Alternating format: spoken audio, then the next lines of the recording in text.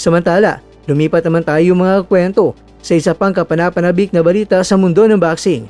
Nag-post sa kanyang Facebook page ang dating world champion na si Jerwin Pretty Boy Ancaas at hindi nito may kubli ang kanyang labis sa kasiyahan at kagalakan. Bakit nga ba? Dahil sa wakas, matapos ang mahabang panahon ay nakasagupa at nakasparing niya ang kapwa nating kampiyon na si Charlie Kings Warrior Suarez. At ayon sa naging pahayag ni Jerwin Ancaas sa kanyang post, 23 years first time lang kami nakasparing kay Champ Charlie Suarez official. Salamat sa mga payo Champ, partner, teammate since 2003, Barangay Una, Panabo City.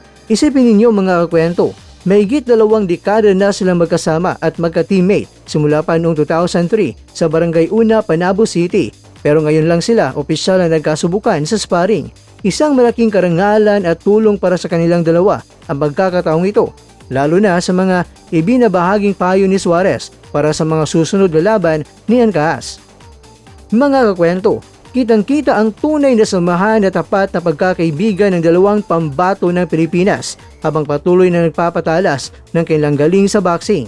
Isang tunay na inspirasyon para sa isang kababayan. Kaya naman, good luck sa mga paparating ninyo na mga laban.